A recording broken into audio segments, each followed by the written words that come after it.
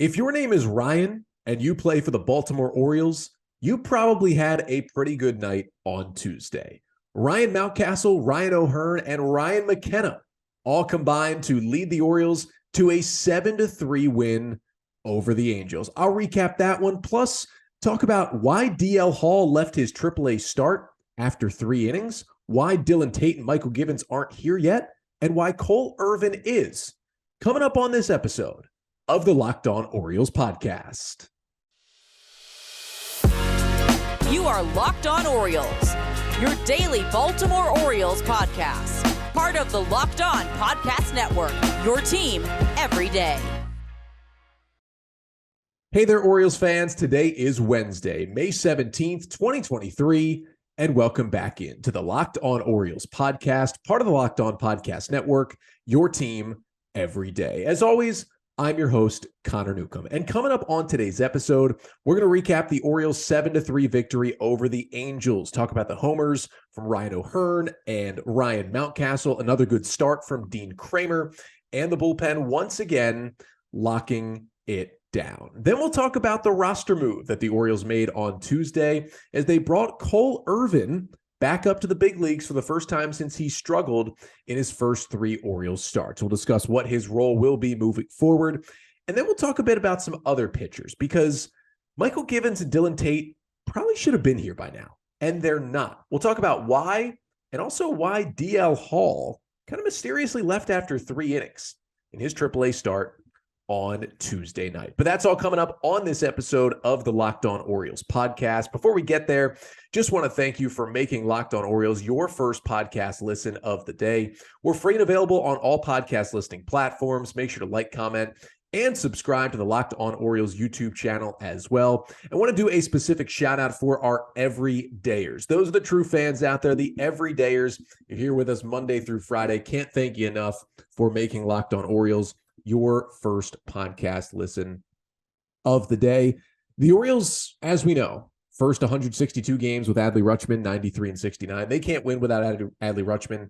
I can't do this without the everydayers, so I thank you all for that. But let's jump into an Orioles win. O's 7, Angels 3, the final score from Oriole Park at Camden Yards on Tuesday night, as the O's and the Angels have now split the first 2 of a 4-game set here in Baltimore, and the Orioles get to 27-15 with the victory over the Halos. And I'm going to get you the 5 things you need to know from the Orioles' 7-3 victory. And the first thing you need to know is Dean Kremer keeps up his hot streak on the mound. Kremer, as soon as the calendar flipped to May, has looked like a different pitcher. He had one good start in April. That was in D.C. against a terrible Nats lineup when he went 6 2/3 scoreless. Other than that, Kremer was getting hit around, but he has changed things around in May. And on Tuesday night, Kremer continued that. He goes 5 2/3 innings, allowing 3 runs on 6 hits with 4 Ks, no walks, and 1 home run allowed. He threw 95 pitches to lower his ERA to 4.94 on the season. Now, Kremer did give up some hard contact, and he's still been giving up hard contact throughout the year. He allowed 10 hard hit balls, but it was once again a good start. And to be quite honest with you, Kremer probably should have been out of this game with 6 full innings and only 2 runs allowed, because with 2 outs and nobody on base in the top of the 6th, there was a ground ball that somehow snuck through Gunnar Henderson and Jorge Mateo on the left side. Kremer left the game, and then Brian Baker just couldn't stop giving up hits for a little while there. That allowed that 3rd run to score. Kremer deserved a little better than even his line shows, and his line still showed that he was a good starting pitcher on Tuesday night. And in these 3 starts in May, Kremer's gone 17 2/3 innings, and yes, he has allowed 16 hits in that span, but only 3 runs, 11 strikeouts to only 4 walks, and just 1 home run ball. The home run ball was killing him early in the season. He's not quite back to late 2022 Dean Kremer, because he's still not missing a whole lot of bats and dominating with big strikeout numbers and getting a lot of soft contact. He still hasn't gotten to that point yet. Like, he only had 8 whiffs on 52 swings on Tuesday night. That's a little concerning, and 6 of them came on the 4-seamer, but he's throwing a lot of strikes, and he's getting guys out, and he's mixing his pitches, and that's what matters at this point. Is he really fastball cutter heavy? Yes, he is, because I still don't think he has full trust in the off speeds right now, but he's doing enough to help the Orioles win some games. Second thing you need to know from this one is that it was the Ryan show for the Orioles on Tuesday night. Ryan McKenna, Ryan Mountcastle, and Ryan O'Hearn all played a role in this Orioles victory. Let's start with Ryan O'Hearn, who gets the start as the Orioles DH on Tuesday night, hitting in the 9-hole. Actually, Anthony Santander got his second straight start at first base. Now, Santander didn't have a good night. He went 0 for 4 with 3 Ks, but he made a couple of nice plays defensively at first base, and the Orioles wanted to give Ryan Mountcastle a night off because he has been struggling a little bit lately. But Brandon Hyde said before the game, don't be surprised to see Mountcastle in there. Now, first, let's start with O'Hearn, who only had one at-bat in this game, and he was DHing. So this is literally all he did, but he did all he could have done. In the bottom of the second inning, hits a solo home run onto the flag court off of Angel starter Chase Silseth to tie the game at 1. It was O'Hearn's first home run in an Orioles uniform. He hit it 100 miles per hour off the bat, 376 feet to right field on a 3-2 hanging slider right in the middle of the plate, and just jacked it out of here for a home run. It was the first homer that Silseth had allowed this year and the first homer that O'Hearn had hit this year. But you think, okay, the guy homers, he deserves to stay in the lineup. Well, Silseth wasn't really fully built up this season. So he left after 3 1/3, and in came left-hander Tucker Davidson to replace him for the Angels. And Davidson was kind of supposed to pitch in bulk as well. He is a starting pitcher generally.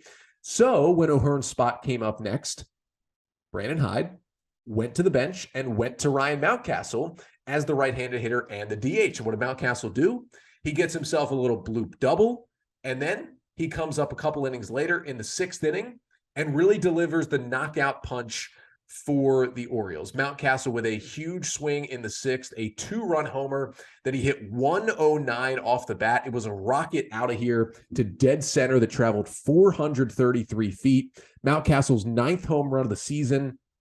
And he did a little Frank the Tank dance in the dugout, which was fun to see. To be determined if he also went streaking on the quad after the game as well. But Mountcastle, it was nice to see him just get into a ball. He hasn't been swinging it super well. And the home runs, although he's got 9, which is really a solid number to have on May 16th, they've all come in bunches. Like, he got 6 home runs in the first 2 weeks of the season, if you remember. He hit a home run on April 13th that gave him 6 homers on the year. He did not homer again until May 2nd against the Royals, when he had a 2-homer game to get himself to 8. And then he hadn't homered again for the last 2 weeks since May 2nd until the rocket 2-run shot on Tuesday night. So it's been an odd season for Ryan Mountcastle. Trust me, it was an odd one last year as well, but good to see him put a swing on that ball. And Mountcastle finishing his night coming off the bench and going 2 for 2 for the O's with that double and the home run, looking good off a lefty and a righty. And then you flip it over to Ryan McKenna, who also came off the bench and delivered for the Orioles. He came off the bench in the 6th inning to pinch hit for Terrin Vavra, laced a double up the middle that actually hit off the shin of Tucker Davidson. Davidson, the Angels pitcher, had to leave the game after McKenna hit him with that line drive in the ankle, but McKenna hit it 106 off the bat up the middle, ricocheted off him for a double that kind of kick-started the Orioles' 3-run rally in the 6th. Then McKenna went out and finished the game defensively in right field. He was retired his next at-bat, but he had 2 hard-hit balls.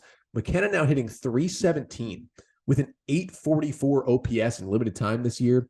He's becoming a really valuable player off the bench for the O's, and it was the Ryan show for the O's on Tuesday night. But speaking of Ryan McKenna, who replaced Terrin Vavra, it was a big night for Terrin Vavra as well, who finally, on May 16th, and yes, he has had a stint down in Triple-A in the middle there, but finally on May 16th, Terrin Vavra picked up his first Major League RBI of the season. Vavra's hit came in the 4th inning in the Orioles' 3-run rally in the 4th. It was an RBI single in that inning. Vavra went 1 for 2 with that RBI single, 2 hard hit balls, and a run scored in the game. Hit it 105 off the bat and just laced it into right field to give the Orioles a 2-1 lead after a Gunnar Henderson leadoff double in the inning.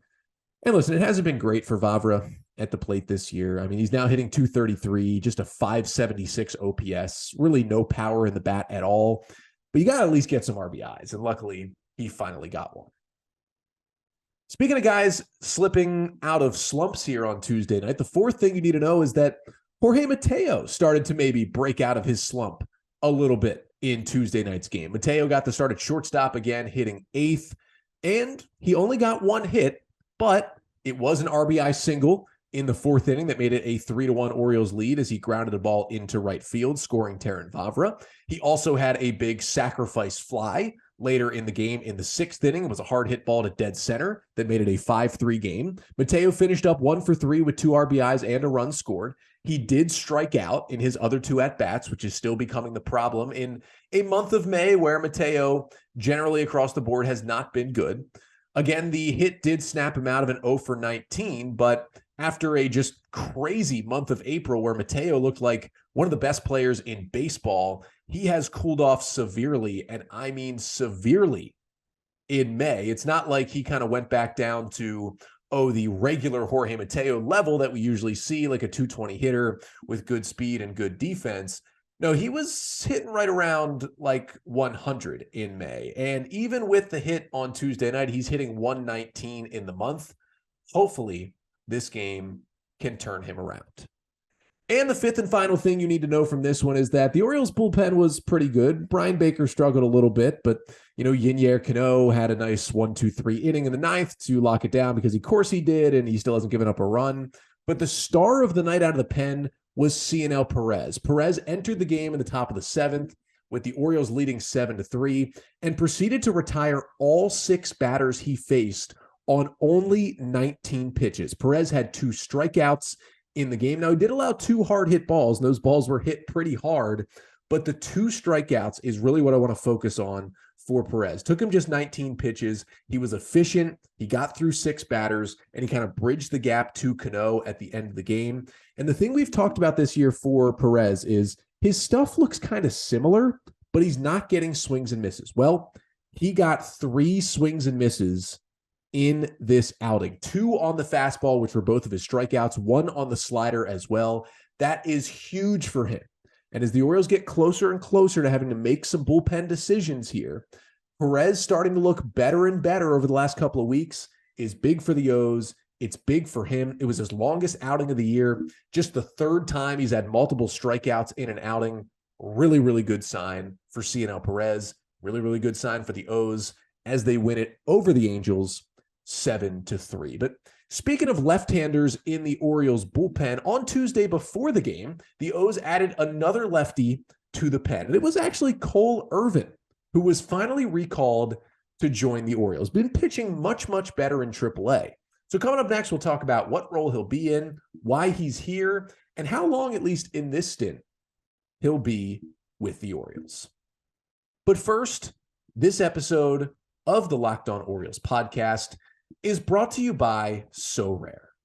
SoRare is a revolutionary fantasy baseball game and marketplace, transforming fans into owners with officially licensed digital cards featuring players from across all 30 MLB teams. And unlike other fantasy baseball platforms, SoRare managers truly own their fantasy experience. You buy and sell and compete with player cards, and win or lose, you still own the cards, and there's no cost to play. And SoRare even has these MLB game weeks that happen weekly, where if you rank near the top, you get the most points. You can get awesome prizes like scarcity cards, game tickets, merchandise, signed jerseys, even VIP experiences like meeting MLB stars. So head to SoRare.com/lockedon. That's spelled SORARE.com to draft your team of free player cards, set your lineup, and start competing today to win epic prizes. Again, that's SoRare.com/lockedon to start playing today. So the Orioles beat the Angels 7-3 on Tuesday night to even up the series at 1 game apiece, but they also got a familiar face back into the clubhouse on Tuesday with a roster move before the game. I talked about on Tuesday's episode how after Logan Gillespie had come up on Monday, he had thrown almost 40 pitches after Grayson Rodriguez couldn't get out of the 4th.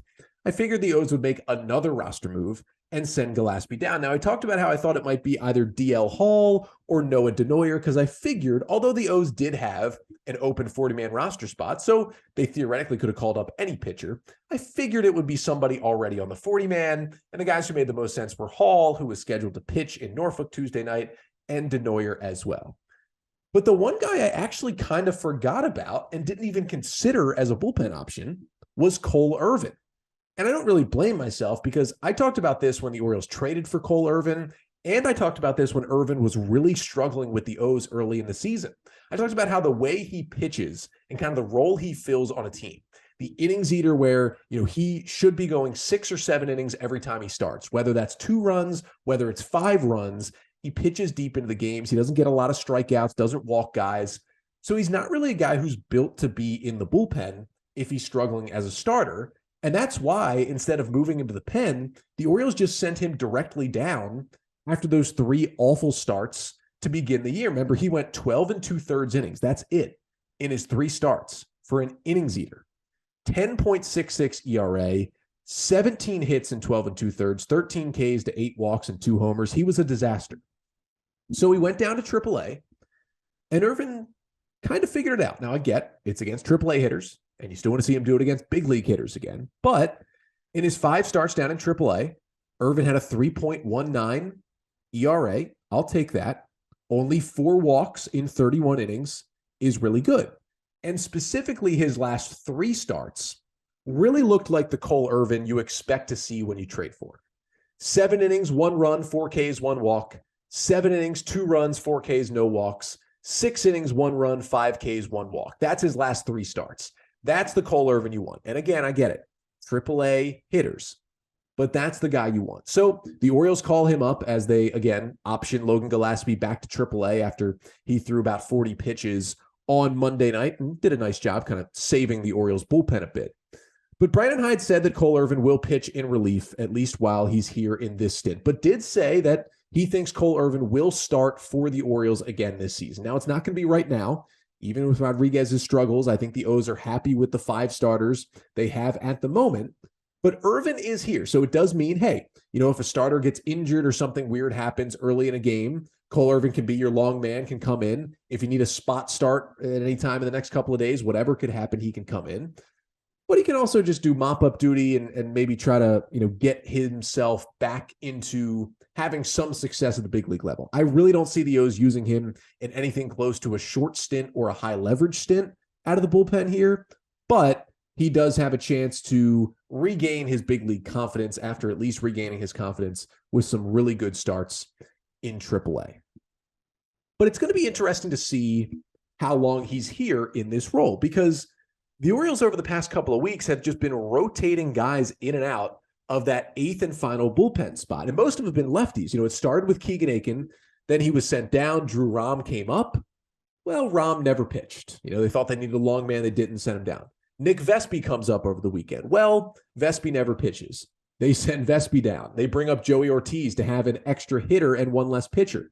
Then they bring up Logan Gillespie on Monday. Well, he pitches, but he throws a whole bunch of pitches, so he goes down. And here comes Cole Irvin. And just like Drew Rom, because of the kind of pitcher he is and the spot he's in the bullpen, there's a chance that the O's don't really need a long man over the next couple of days, that they don't even use Cole Irvin, and they send him back down to Triple-A to continue working there before they need him as a starter. But every time the O's have done this, right, I talked about it with Rom, talked about it with Vespi, talked about it with Gillespie, and I kind of still feel this way with Irvin, is that these guys are all just placeholders in that 8th spot and final spot in the bullpen until either Mychal Givens or Dillon Tate, whoever's ready first, is ready to come back to the bigs. And it seemed like they were getting closer and closer. They were pitching better. Both guys were scheduled to pitch Tuesday night on a rehab assignment in Triple-A, which meant they were getting closer. They had both pitched enough to be ready. And I figured, okay, this week, it'll be the time. But when Cole Irvin then came up, I'm thinking, okay, he could be here for a couple of days, but maybe they're not so happy with how the Tate and Givens rehab is going. Well, then they actually pitched Tuesday night in Norfolk. And we really got to see why they're not back in the bigs yet. And I got to say, I'm a little concerned now about both guys. And also some weird stuff happened with DL Hall on Tuesday night in Norfolk. I'll try to sort through it all coming up next. But first, this episode of the Locked On Orioles podcast is also brought to you by Bird Dogs. Now, Bird Dogs, you're thinking, what is that? Well, Bird dogs are the most comfortable shorts I have ever put on. Now, you're going to have to take my word for it, but I am wearing the Bird Dog shorts right now as I record this podcast. As I record the podcast, the Bird Dogs are on. They're stretchy fabric, right? They've got lining in the shorts as well, which is super nice, which means you can just wear one pair of shorts to a meeting, hanging out with friends, out on the golf course, wherever you may be. I was out and about throughout the day, taking the dog to the vet. You just wear the pair of Bird Dogs and they adapt to any environment. They're cool. They feel nice on a hot day like it was on Tuesday, and they look good as well. I put the Bird Dogs on for the first time today, and I'm thinking, this might be my favorite pair of shorts that I own. So go get yourself a pair. You will not regret it. So go to birddogs.com/LockedOnMLB. And when you enter promo code LockedOnMLB, not only will you get your Bird Dogs, but they'll throw in a free custom Bird Dogs Yeti-style tumbler with every single order. I got my tumbler. You can get yours as well. Again, that is birddogs.com/LockedOnMLB. The best looking and most comfortable shorts or pants that you will ever wear. So the Orioles took down the Los Angeles Angels of Anaheim 7-3 on Tuesday night and got themselves a nice victory here in this series to get to 27-15. But the Norfolk Tides were also in action on Tuesday night, as they usually are. And let's say they played an interesting game on Tuesday night. Now, scoreline, last time I had checked, that the Tides were down 7-4 in this game, but it really wasn't the important part here, as they were taking on the Syracuse Mets at Harbor Park, the first of a 6-game series on Tuesday night. The number one most important part was that DL Hall was getting the start for Norfolk. And Hall, who had finally looked like he was fully built up, had gone 90-plus pitches in his last couple of outings, and he was looking like, hey, he's building him up. The O's wanted him to be a starter. It seems like, well, he is going to be a starter. And, well, I've got a live reaction to the ending of the Norfolk Tides game. Would you look at that? Daz Cameron with a walk-off 3-run homer as they score 4 in the 9th and beat the Syracuse Mets 9-7. The Norfolk Tides are now 29-10. This is the best Triple-A team in the league and one of the best Triple-A teams ever. But that's not the important part here. The important part is DL Hall got the start. He was being built up, pitching into the 6th inning, 90-plus pitches. So you're thinking, all right, the O's are going to do that again. And then after this start, they might start thinking, hey, do we want him in the big league rotation? I think they really would have started to think about that. He pitched 3 solid innings on Tuesday night. 2 hits, 2 runs, 3 Ks, a walk, no homers, 45 pitches. 5 hard hit balls against him, but he got 7 swings and misses.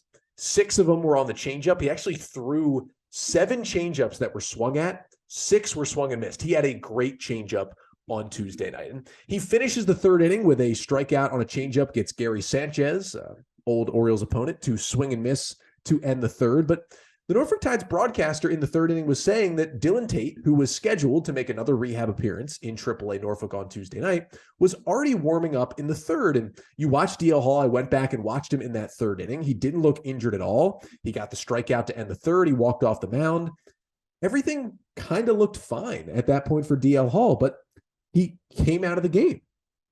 Now, the first reaction from everyone, including me, was panic because they've been building him up as a starter. He throws only 45 pitches, pretty good, not great, but not bad enough to be taken out of the game. 2 runs on 2 hits in 3 innings, and he comes out of the game looking healthy. So you're thinking, what happened? Did something happen in the dugout? Was it something we didn't see? Is this an injury? What is going on? That was the thought. Now, we don't know. As I record this here just around 10 p.m. Eastern time on Tuesday night, we don't know yet. Haven't heard anything yet on the official word of why Hall came out of the game. But considering the circumstances, my guess, again, this is my guess, not my reporting. My guess is that this was a scheduled 3-inning outing for DL Hall in an attempt to just kind of limit his innings, mitigate his workload, and give him a little rest here. Because the Orioles do think, and hopefully do know, they're going to need him at the big league level in the second half of the season. So they'd rather limit his innings in Triple-A than in the big leagues at the end of the year, whether he ends up as a starter or a reliever for the Orioles. That's what I think was going on. And the reason why I think that, again, not hearing anything about it, just my speculation, is that Dillon Tate was the guy who replaced him in the fourth, and Dillon Tate was warming in the third. Dillon Tate is on a rehab assignment. That means Buck Britton, Triple-A manager for the Orioles, the Norfolk Tides, is getting specific orders from Sig Mejdal and Mike Elias and Brandon Hyde and whomever on when and how exactly to use Dillon Tate in these rehab assignments to get him ready to hopefully soon get to the big league. So if he's going to come in the fourth inning for one of your top pitching prospects in DL Hall, that was most likely planned, because if there was a plan for Tate and the plan wasn't for Hall to go 3 innings, the plan was for him to go 5 or 6. The plan most likely would have been, okay, Hall goes 5 or 6. If he doesn't finish 6, another reliever comes in. Then we'll go Dillon Tate in the 7th and Mychal Givens in the 8th, no matter what. That would have been the plan. But the fact that he was warming in the 4th and came in after Hall left makes me think the plan was for Dillon Tate to pitch that 4th inning. If Hall would have gotten hurt, somebody else would have come in and Tate would have come in later when he was actually scheduled for. But when he came in the 4th, that tells me the plan all along was, let's have this be kind of a restful start for DL Hall. He's only going to throw 3 innings. We'll go with Dillon Tate in this 4th inning, and we'll go with Mychal Givens in the 5th. That's what I think the plan was. So that's why I'm not super worried about DL Hall leaving. I could be proven wrong. Maybe he felt something in that 3rd inning, felt something in the dugout, and Tate still had enough time to warm up. But I do think with the circumstances, it was planned. I think he's healthy. They just wanted to use this as a chance to kind of step back and limit his pitches and limit his innings. So that is good news. Bad news is what happened to Dillon Tate when he came in the game. That was already 7 rehab outings for Dillon Tate. He said, at the beginning of the rehab, the Orioles said, we'd like to get him in at least 5 to 6 games before he's ready. He's well over that number at this point. It was not good for Dillon Tate on Tuesday night. He recorded just 1 out, 4 runs on 6 hits, no walks, no strikeouts, 27 pitches. Now, here's the positives out of the outing, right? Only 2 hard hit balls. That's a good start, right? You get 7 balls in play against you, only 2 hard hit. That's a good start there. 3 of them were just loop fluke hits. 2 were like off the end of the bat, little dribblers up the middle. I watched all 27 pitches of Tate's outing on Tuesday night. 2 were just little dribbler singles, seeing eye singles that got up the middle. And another one was a lazy bloop that landed like on the foul line down the left field line because the left fielder was played so far over he couldn't get there. They were really fluky hits. Now, there were a couple of hard hit balls.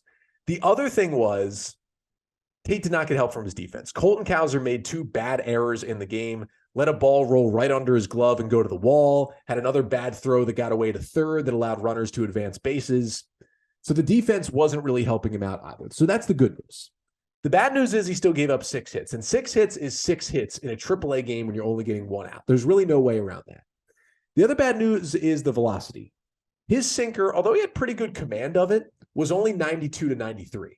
That pitch is generally sitting 95 and can get up to 96, 97, 98 for Dillon Tate. That is not what he was velocity-wise on Tuesday night. So that, at least to start with, is definitely a little bit concerning. And what it tells me is he's not ready yet. He only got 2 total swings and misses on 13 swings by the Syracuse Mets batters. I don't know. I mean, he looked really good in his last rehab outing Friday night for Norfolk, but then it just kind of went away. I'm not super worried because the command was still mostly there. And again, he got very unlucky, but that's still a bad outing. So then Mychal Givens comes in. Bases loaded, 1 out in the 4th. You got to get Tate out of there. He's already thrown 27 pitches, so Givens has to come in. And Givens actually strands the bases loaded. He retires all 5 batters he faces, so an inning and 2/3 scoreless, only, I believe, 14 pitches. So you're thinking, okay, that's got to be positive for Mychal Givens. Well, he was throwing 89 miles an hour on the fastball. He was 89 to 90 with that 4-seam fastball. Mychal Givens is not the pitcher he was, 5 years ago, 6 years ago with the Orioles. He's older now. His velocity's gone a little down. But he sat 93 to 94 last season. He was 89 to 90. Now, again, this is his first Triple-A rehab outing. He's had a good amount in Double-A, but the first one in Triple-A. So he's still building fully up. I would say he's behind Dillon Tate on the timeline. But 89 to 90 at this point is not good. And the slider velocity was down even more. He was 85 with the slider last year. He was 79 to 80 with the slider on Tuesday night. Now, he threw strikes and he got 5 outs, but it was kind of tough to watch. I mean, he did not look anything like the last time we saw Mychal Givens in an Orioles uniform in 2020. It really wasn't even close. So that's a little concerning. And what those things tell me, combined with the fact that the O's have used Vespi and Rehab and Gillespie and Cole Irvin and whomever else in that last bullpen spot as they're waiting for Tate and Givens, we kind of thought mid-May was the time. We're in mid-May. It's May 17th. What I think is going on right now is, and we saw it Tuesday night, the rehab outings and assignments for Dillon Tate and Mychal Givens are not going as well as the Orioles would have wanted. And I think they're a little concerned that neither of those guys are 100% healthy. So don't be surprised if these rehab outings continue, or if one or both of them goes back on the injured list for a little longer. I could even see Dillon Tate maybe being moved to the 60-day injured list, and maybe Givens as well. But keep an eye on that, because they could be back, by this weekend. They could each throw another outing on Thursday in Norfolk, look much better, and come back. But watching them, I watch every pitch of both of these outings for Givens and Tate. They are not big league ready right now. And frankly, especially for Givens with the stuff, it is not close. So talking about having them as reinforcements, first of all, they're not ready. And if this is what they're going to look like, they don't look healthy either.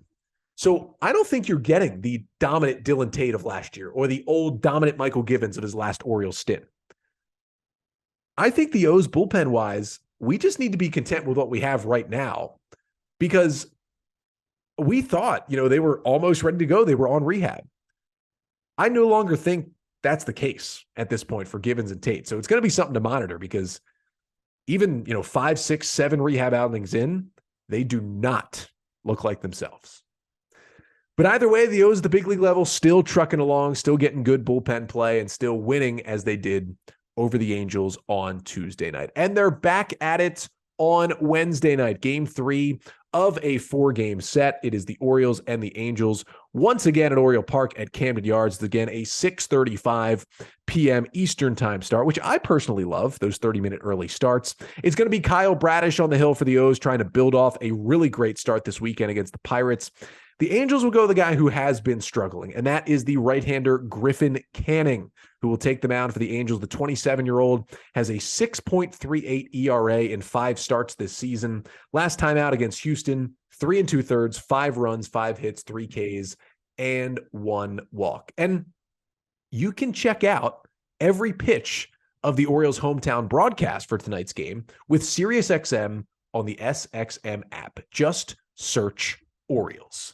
So that'll do it for today's episode. I'll be back tomorrow recapping Game 3 between the O's and the Angels, and hopefully we'll have a couple more updates on Givens and Tate. But until then, I'm Connor Newcomb, and this has been the Locked On Orioles podcast, part of the Locked On Podcast Network. Your team every day.